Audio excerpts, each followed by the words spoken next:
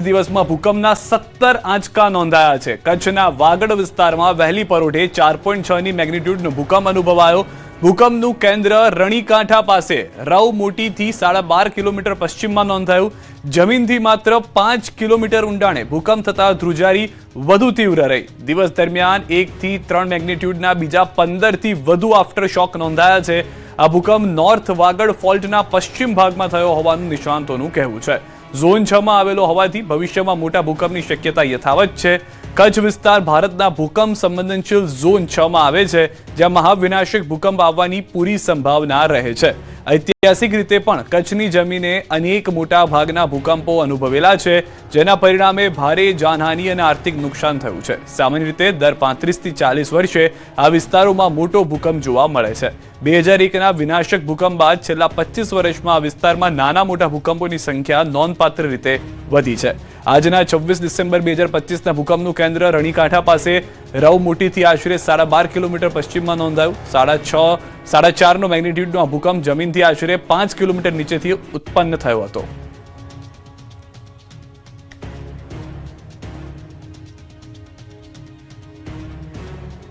December પૂર્ણ થવાની તૈયારી છે, છતાં રાજ્યમાં જોઈએ તેવી ઠંડી હજુ પડતી નથી। સાંભળો નિષ્ણાંતોનો મત। ગુજરાતમાં હજુ કાતિલ ઠંડી માટે સપ્તાહની રાહ જોવી પડી શકે છે। ડિસેમ્બર પૂર્ણ થવાની તૈયારી છે, છતાં ગુજરાતમાં જોઈએ તેવી ઠંડી પડી નથી।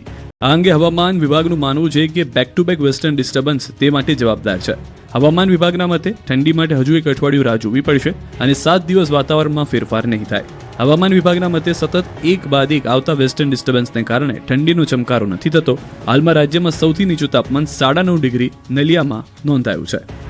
बैक टू बैक मतलब एक के बाद एक वेस्टर्न डिस्टर्बेंस अप्रोच कर रहा है, जिसके कारण जो मिनिमम टेम्परेचर में ज़्यादा बदलाव देखने को नहीं मिल रहा है। તો હવામાન નિષ્ણાંત અંબાલાલ પટેલના મતે આજથી થોડા ઠંડા પવનો ફૂંકાવાનું શરૂ થશે। તેમાં પણ 2 જાન્યુઆરી સુધીમાં ઠંડીમાં વધારો થશે। અંબાલાલના મતે ઉત્તરાયણ સુધી પવનની ગતિ સારી રહેશે, જેમાં પણ 11 જાન્યુઆરી બાદ ઠંડા પવનો ફૂંકાશે, જેમાં ઉત્તર ગુજરાત, કચ્છ અને મધ્ય ગુજરાતના ભાગોમાં ઠંડા પવનો ફૂંકાશે। સાથે જ 28 અને 29 તારીખે હવામાનમાં પલટો આવી શકે છે। જાન્યુઆરી 2 તારીખ સુધીમાં પણ એક કંઈક નબળો પતિ વૃક્ષો આવવાની શક્યતા રહેશે, જેના લીધે દેશના ઉત્તરીય પર્વતીય પ્રદેશોમાં બરફવર્ષા થવાની શક્યતા રહે છે અને કંઈક અંશે ઠંડીનું જોર ધીરે ધીરે છેક ગુજરાત સુધી વધવાની શક્યતા રહેશે। બીજી તરફ વડોદરામાં ઠંડીના કારણે શ્રમજીવીના મોતની આશંકા છે। સંગમ 4 રસ્તા પર ફૂટપાથ પર સૂતા શ્રમજીવીનું મોત થયું હતું। શ્રમજીવીના મોતનું ચોક્કસ કારણ જાણવા પોસ્ટમોર્ટમ કરવામાં આવશે। રોડ પર ઝડપની મજા ક્યારેક ફેરવાઈ શકે સજામાં। વડોદરાનો રૂવાડા ઉભા કરી દે તેવો થયો અકસ્માત। બેફામ રફતાર પર આખરે ક્યારે લાગશે બ્રેક? ઝડપની મજા મોતની સજા, આવા સ્લોગનો સાંભળીએ છીએ, પરંતુ રોડ પર આ વાત ભૂલાઈ જાય છે। વડોદરામાં તેજ રફતારે વધુ એક યુવકનો ભોગ લઈ લીધો। નાતાલની રાત્રે શહેરના દિવાળીપુરા કોટ રોડ પર આ હચમચાવી નાખતો બનાવ બન્યો, જ્યાં તેજ રફતારમાં યુવકનું મોત થયું।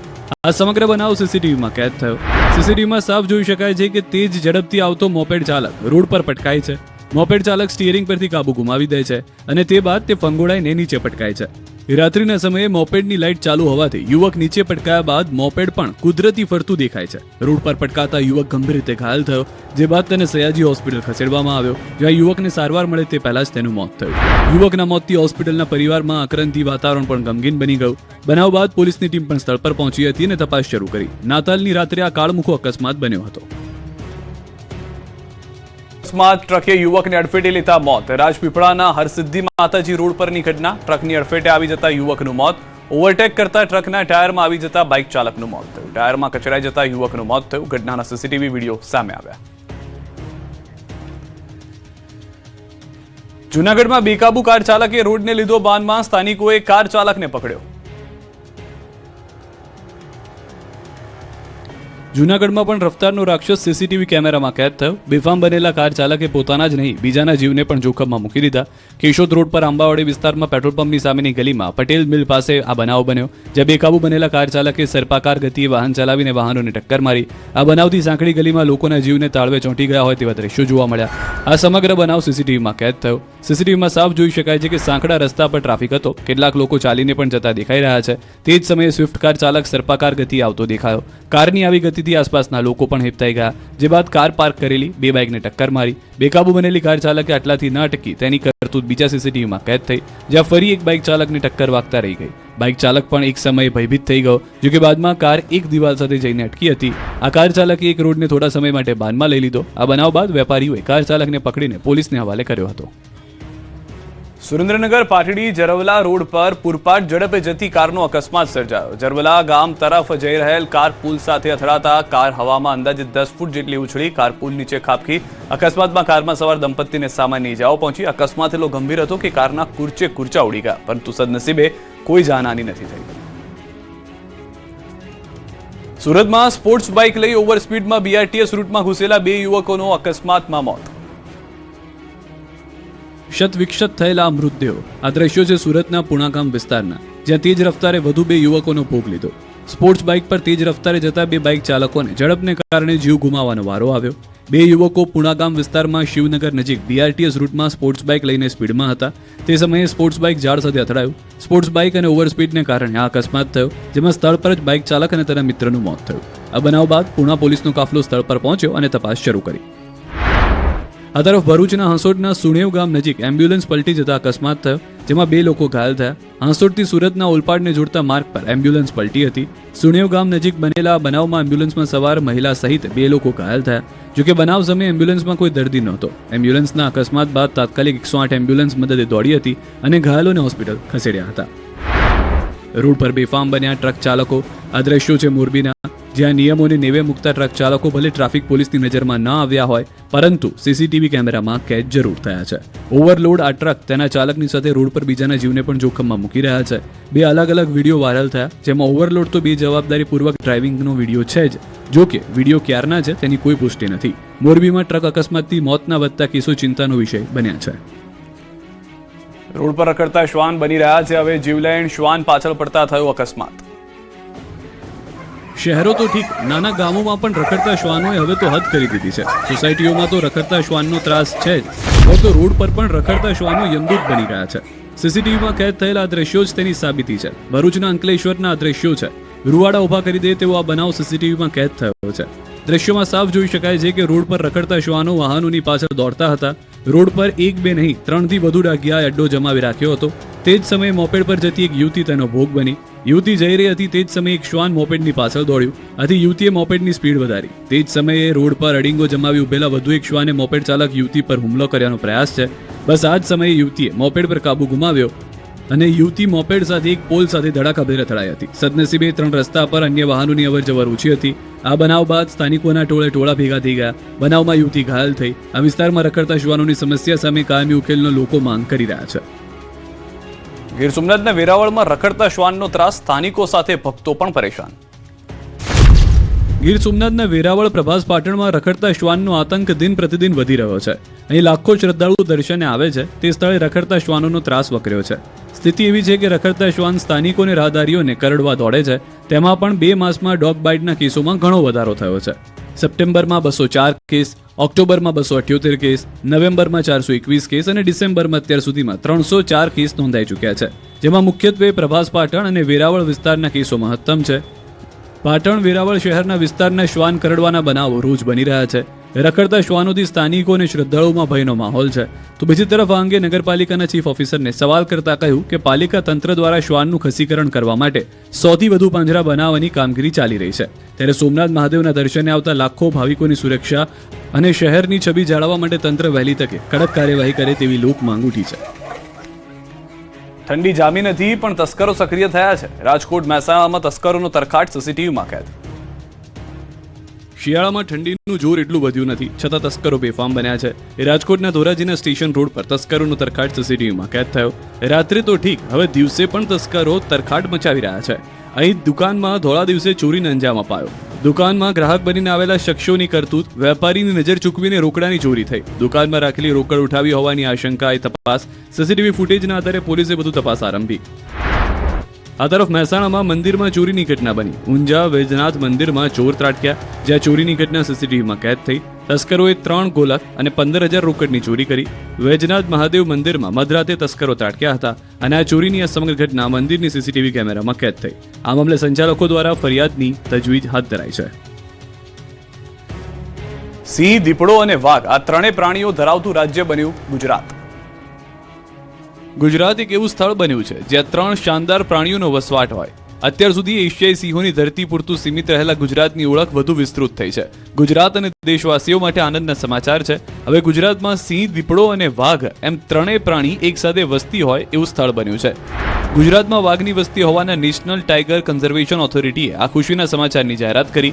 આ અંગે રાજ્યના વન અને પર્યાવરણ મંત્રી અર્જુન મોઢવાડિયાનું નિવેદન આવ્યું. તેમના મતે પંચમહાલ અને દાહોદના રતનમહાલના જંગલમાં વાઘ સ્થિર થયો છે અને આ વાતની પુષ્ટિ ભારત સરકારના NTCA પણ કરી છે. વાઘ હોવાના અહેવાલ બાદ NTCA ટીમ ગુજરાત આવી હતી અને NTCA સરકારને પ્રાથમિક રિપોર્ટ સોંપ્યો. એટલું જ નહીં, ગુજરાતમાં વાઘ માટે ઇકોસિસ્ટમ ઊભી કરવા ભલામણ કરી. આ એક વાઘ રતનમહાલના જંગલમાં સ્થિર થયો અને વાઘ અહીં સેટલ થયો હોવાના લક્ષણો દેખાયા છે. સાથે NTCA સમિતિએ આપેલા અહેવાલથી ગુજરાતમાં એક વાઘની વસ્તીની પુષ્ટિ થાય છે. ચાઇનીઝ દોરી કે ચાઇનીઝ તુક્કલ રાખી તો સમજો ગયા, હાઈકોર્ટનો કડક આદેશ. ઉત્તરાયણમાં પ્રતિબંધિત વસ્તુઓના વેચાણ અંગે કડક અમલવારી કરાવવા હાઈકોર્ટે આદેશ કર્યો છે, જેમાં ચાઇનીઝ દોરી, ગ્લાસ કોટેડ એટલે કે કાચ પાયેલા દોરા અને ચાઇનીઝ ટુક્કલ સહિતની વસ્તુઓના વેચાણ મામલે કડક કાર્યવાહીનો આદેશ કર્યો છે. કોર્ટે કમિશનરેટ અને કલેક્ટરેટ વિસ્તારમાં પ્રતિબંધિત વસ્તુનું વેચાણ કરતા લોકો સામે પણ કડક કાર્યવાહીના પણ નિર્દેશ કર્યા છે. કોર્ટે ટાંક્યું છે કે માત્ર વેચાણ કરતા જ નહીં પરંતુ સંગ્રહ કરનાર સામે પણ પગલાંની વાત કરી છે. સરકારે પાછલા સમયમાં કરાયેલી કામગીરી અંગેનો અહેવાલ કોર્ટમાં રજૂ કર્યો, જેમાં સરકાર તરફથી ઉત્તરાયણ સંબંધિત કેવા પ્રકારની વસ્તુઓનું વેચાણ થાય તે અંગે પણ માર્ગદર્શિકા જાહેર કરાઈ છે. સાથે દરેક જિલ્લા પોલીસ વડા અને સંબંધિત અધિકારીઓને ડે ટુ ડે રિપોર્ટ કરવા માટે પણ કોર્ટે નિર્દેશ આપ્યા છે. આ તરફ દાહોદમાં પ્રતિબંધિત ચાઇનીઝ દોરી પકડાઈ. પોલીસે ચાઇનીઝ દોરી તુક્કલ સાથે વિક્રેતાને જેલ ભેગો કર્યો. એસઓજી પોલીસે સપાટો બોલાવતા સંજેલી ખાતે મોબાઈલની દુકાનમાં ગેરકાયદે રીતે પ્રતિબંધિત ચાઇનીઝ દોરી વેચનાર વેપારીને દબોચ્યો છે. આરોપી પાસેથી 150 નંગ ચાઇનીઝ દોરીના ફિરકા અને 490 ચાઇનીઝ તુક્કલ જપ્ત કરાયા છે. તો માલવણ સુરેન્દ્રનગર રોડ પરથી ગેરકાયદે ચાઇનીઝ દોરીના જથ્થા સાથે એક શખ્સ ઝડપાયો છે. એસઓજીએ બાતમીના આધારે કાર્યવાહી કરી છે. પ્રતિબંધિત ચાઇનીઝ દોરીની 46 રેલ કબજે કરી. પાટડીના શખ્સ પાસેથી ચાઇનીઝ દોરી લાવ્યા હોવાની પૂછપરછમાં કબૂલાત કરી. બંને સામે બજાણા પોલીસ મથકે ગુનો નોંધાયો. વાલીઓ અને માતા પિતા માટે સુરતથી બે લાલ બત્તી સમાન કિસ્સા. માતા પિતા માટે લાલ બત્તી સમાન કિસ્સો સુરતના ડિંડોલીમાં સામે આવ્યો છે, જ્યાં માત્ર 15 વર્ષની વિદ્યાર્થીનીએ એક સ્લેટ પર ભાવુક શબ્દો લખી જીવન ટૂંકાવ્યું. પિતાએ ટ્યુશનમાં ગેરહાજર રહેવા અને વધુ પડતો મોબાઈલ ફોન જોવા બાબતે ઠપકો આપ્યો, જેમાં દીકરીએ ફાંસો ખાઈ આપઘાત કર્યો. આપઘાત પહેલા સ્લેટમાં ચોકથી લખ્યું, બાય બાય પપ્પા, સોરી હર ચીઝ કે લીએ. આ તરફ સુરતમાં જ વધુ એક લાલ બત્તી સમાન કિસ્સો નોંધાયો, જેમાં ચણતર પ્લાસ્ટરનું કામ કરતી વખતે મિની બોઇલર પડતા બાળકનું મોત નીપજ્યું. કિમના સ્લાઇદા વિસ્તારમાં આ કરુણાંતિકા બની હતી. બાળક રમી રહ્યું હતું તે સમયે મિની બોઇલર ટેન્ક સેટ કરવા જતા 14 મહિનાના વિશાલ સુનિલ સિંગડિયા ઘાયલ થયો હતો, જે બાદ તેને હોસ્પિટલ ખસેડવામાં આવતા સારવારમાં તેનું મોત થયું. આ બનાવમાં કિમ પોલીસે સ્થળે પહોંચી વધુ તપાસ હાથ ધરી હતી. માતા પુત્રના આપઘાત કેસમાં ખુલાસો. સુરતમાં આપઘાત કરતા યુવકનો બચાવ. સુરતના ભટાર સ્થિત આઝાદ નગરમાં માતા પુત્રના મોતની હૃદયદ્રાવક ઘટનાના મામલે મોટા ખુલાસા થયા છે. આ મામલે મૃતકના સંબંધીઓના મતે મૃતક મહિલા ડિપ્રેશનમાં હતી અને તેની દવા ચાલી રહી હતી અને તે ડિપ્રેશન અને માઇગ્રેનની ગંભીર સમસ્યાથી પીડાતી હતી અને બીમારીના કારણે આઘાતજનક પગલું ભર્યાની આશંકા છે. તાજેતરમાં મહિલાઓએ તેના 5 વર્ષીય પુત્ર સાથે 14મા માળથી છલાંગ લગાવી આપઘાત કર્યો હતો, જેમાં બાળકનું ઘટના સ્થળે જ મોત થઈ ગયું અને માતાનું સારવાર દરમિયાન મોત થયું. આ બનાવના 10 કલાક બાદ માતા અને પુત્રની ઓળખ થઈ હતી. આ તરફ સુરત પોલીસે આત્મહત્યા કરતા યુવકને બચાવ્યો છે. પાલ ઉમરા બ્રિજ ઉપર આત્મહત્યા કરતા યુવક પહોંચ્યો હતો, જ્યાં અડાજણ પોલીસે તાત્કાલિક સ્થળ ઉપર પહોંચી યુવકને બચાવ્યો.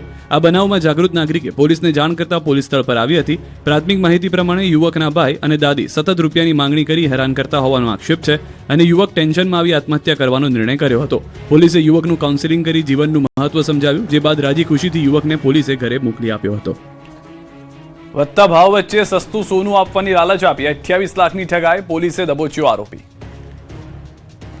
સોનાના વધતા ભાવ સામાન્ય લોકો માટે સોનું ખરીદવું એક સપનું બની ગયું છે. જોકે આ સ્થિતિમાં ઠગબાજોથી પણ સાવધાન રહેજો.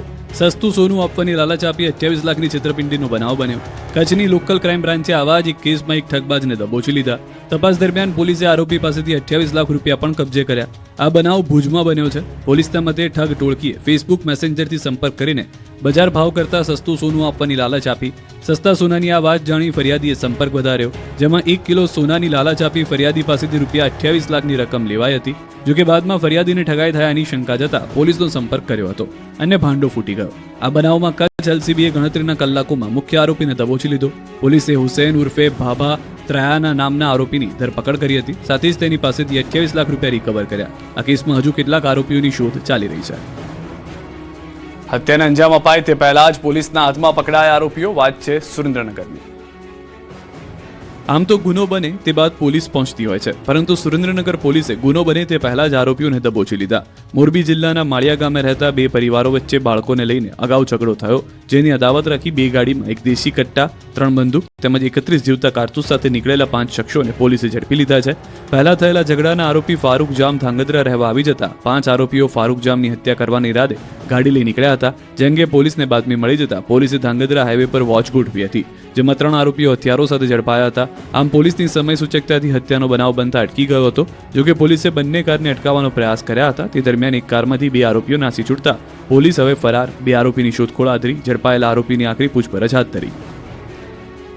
સુભાષ બ્રિજનું રિસ્ટોરેશન અને વિસ્તરણ કરાશે. 250 કરોડના ખર્ચે બંને બાજુ નવા 2 લેન બનશે. અમદાવાદના સુભાષ બ્રિજ અંગે સૌથી મોટા સમાચાર. 52 વર્ષ જૂના સુભાષ બ્રિજને મળશે હવે નવું સ્વરૂપ. સુભાષ બ્રિજનું રિસ્ટોરેશન અને વિસ્તરણ કરાશે. હવે હાલના બ્રિજની બંને બાજુ રૂપિયા 250 કરોડના ખર્ચે નવા 2 લેન બનશે. આ યોજના અંતર્ગત વર્તમાન બ્રિજની સલામતી, ભવિષ્યની ટ્રાફિક માંગ અને લાંબા ગાળાની ઉપયોગિતા ધ્યાનમાં રાખીને 2 ફેઝમાં કામગીરી હાથ ધરાશે. સુભાષ બ્રિજ રાણીપ અને શાહીબાગ વિસ્તારને જોડતો એક મહત્વપૂર્ણ માર્ગ છે અને આ ટ્રાફિકને ધ્યાને રાખીને ડબલ બ્રિજ તૈયાર કરાશે, જે માટે 9 મહિનામાં રિસ્ટોરેશનનું કામ પૂર્ણ કરવાનું આયોજન છે. વર્ષ 1973માં નિર્મિત આ બ્રિજ છેલ્લા 52 વર્ષથી કોઈ મોટી તકલીફ વિના કાર્યરત રહ્યો હતો. જોકે 4 ડિસેમ્બર 2025ના રોજ બ્રિજના ડેકમાં તિરાડ જોવા મળતા ટ્રાફિક માટે બંધ કરાયો. શહેરમાં વધતી ટ્રાફિકની માંગને ધ્યાનમાં રાખીને માત્ર રિસ્ટોરેશન સુધી સીમિત ન રહી હાલના બ્રિજની બંને બાજુ નવા 2 લેનની તૈયારી કરવામાં આવી છે. આ સમગ્ર પ્રોજેક્ટ માટે અંદાજિત ખર્ચ રૂપિયા 250 કરોડ રાખવામાં આવ્યો છે.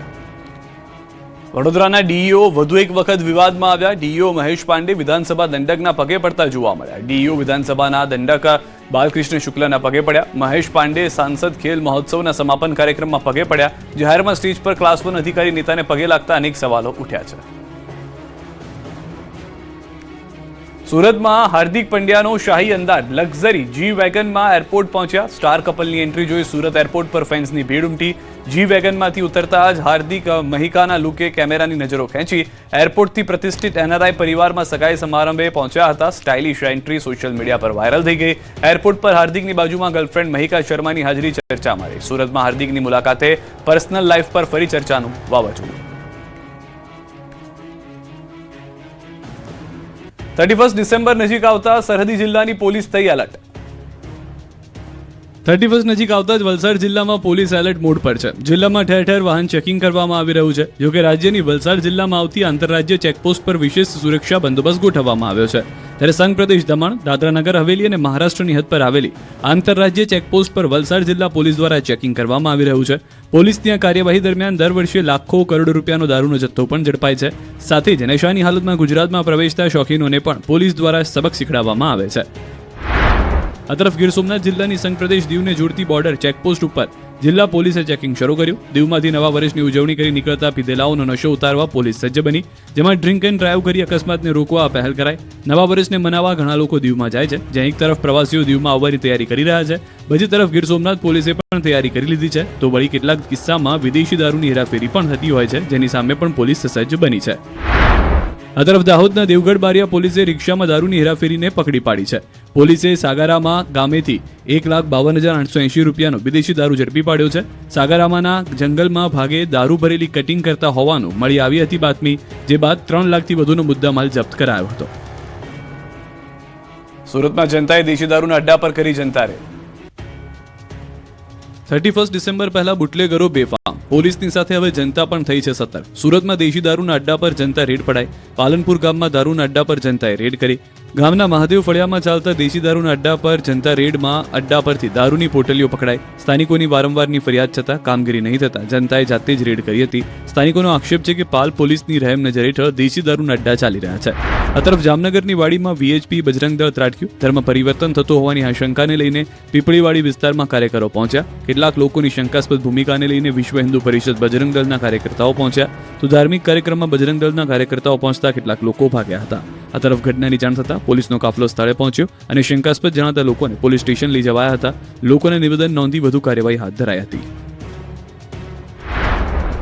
બનાસકાંઠાના ડીસાના રાજપુર પાંજરાપોળ ખાતે યોજાયેલ કાર્યક્રમમાં નાયબ મુખ્યમંત્રી હર્ષ સંઘવીનું સંબોધન. કહ્યું, આજના દિવસને જીવદયા દિવસ તરીકે ઉજવવા બદલ આયોજકોનો આભાર. સંઘવીએ કહ્યું, અહીંથી જીવદયાનું ખૂબ મોટું કાર્ય થયું. તેમણે જણાવ્યું કે ગુજરાતમાં 2 ગૌ હત્યારાને આજીવન સજા ફટકારવામાં આવી. સાથે વચન આપ્યું કે ગૌ માતાના હત્યારાઓને કોઈ પણ સંજોગોમાં જામીન નહીં મળે. બાંગ્લાદેશમાં હિન્દુઓ પર અત્યાચારના વિરોધમાં સુરતના કાપડ વેપારીઓનો મોટો નિર્ણય. ફાસ્ટાય બાંગ્લાદેશ સાથે કોઈ વેપાર નહીં કરવાનો કર્યો નિર્ણય. સુરતના કાપડ વેપારીઓ બાંગ્લાદેશ સાથે નહીં કરે વેપાર. બાંગ્લાદેશ ટેક્સટાઇલ ઉદ્યોગ પર છે પણ નિર્ભર. સુરતમાં 240 માર્કેટ અને 17,000 વેપારીઓ છે. સુરતથી બાંગ્લાદેશ સાથે વર્ષે 1,000 કરોડનો થાય છે વેપાર. દાહોદમાં પીઆઈ પર હુમલો કરનાર આરોપી ઝડપાયો. જાબુઆ જિલ્લાના આરોપીને પોલીસે ઝડપી પાડ્યો. આજ તું મરેગા એમ કહીને આરોપીએ પીઆઈને પથ્થર વડે આંખના ભાગે હુમલો કર્યો. આ મામલે કતવારા પોલીસ સ્ટેશન મથકે નોંધાઈ હતી ફરિયાદ. બોર્ડર પર વાહન ચેકિંગ દરમિયાન હુમલો થયો હતો. મોરબીમાં વૃદ્ધ ફસાયા હની ટ્રેપમાં. મહિલા સહિત 8 ઇસમોએ હની ટ્રેપમાં ફસાવ્યા હતા વૃદ્ધને. તેમની જ વાડીમાં કામ કરતી મહિલાએ વૃદ્ધને હની ટ્રેપમાં ફસાવી 53,50,000નો મુદ્દામાલ પડાવ્યો, જે અંગે વૃદ્ધે ફરિયાદ નોંધાવી હતી. અમદાવાદમાં એસીબીની વડોદરામાં સફળ ટ્રેપ. પીઆઈ વસાવાના નામે 2.5 લાખની લાંચ લેતા આરોપી ઝડપાયો. આરોપી સુરેશ તોલાણીને એસીબીને લાંચ લેતા રંગે હાથે ઝડપ્યો. જમીન મામલે ફરિયાદ દાખલ કરવા 5 લાખની માંગી હતી લાંચ. ફરિયાદ પહેલા 2.5 લાખ અને ફરિયાદ બાદ 2.5 લાખની શરત મૂકી હતી. લાંચની રકમ સ્વીકારતા સુરેશ તોલાણીને એસીબીએ રંગે હાથે ઝડપી પાડ્યો.